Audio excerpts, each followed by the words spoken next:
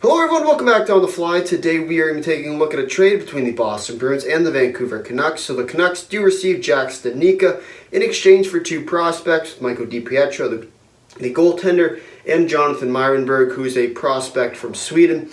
So what I've gathered so far on Jonathan Myrenberg is that he is a pretty solid defenseman out of the Swedish league. He's not going to be your sort of standalone guy, and it's not necessarily the high-end piece that I think Boston was looking for in a Studnicka deal. But at the same time, once he gets going, and I think he will eventually come to North America and start playing, I think he'll start off in Providence, eventually make his way up. I sort of see him as that sort of low-end fourth or top 4D, if not, he'll probably be in that top 6 at some point in his career, just based off what he looks like and sort of where he's projected to be. As for DiPietro, I don't really see him cracking the lineup. It does give Boston a little bit of flexibility if they do look to trade either Swayman or Ullmark. As of right now, I don't really see that happening. But of course, it does give them a lot of options come sort of later in the season if they do need to make a move to acquire a bigger piece. Having that ability to trade one of your big goaltenders always is helpful.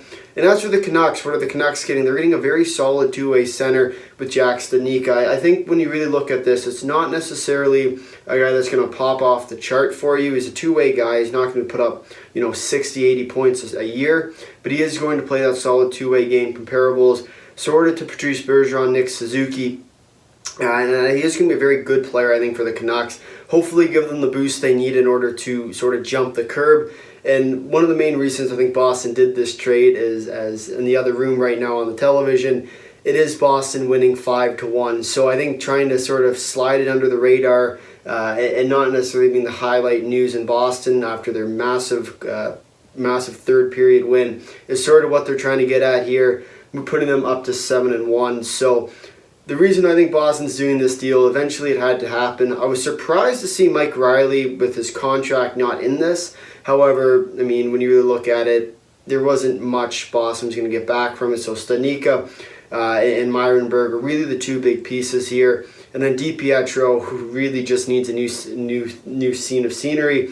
So with him, I don't expect him to be really seen in Boston unless something crazy happens over the next little while, where, all of a sudden they trade either a Swayman or an Ullmark, which I don't see happening quite yet. I think the alarm hasn't gone off yet, especially if Boston can keep it rolling here. I don't see them having to use DiPietro. However, something all of a sudden breaks loose and they need a goaltender.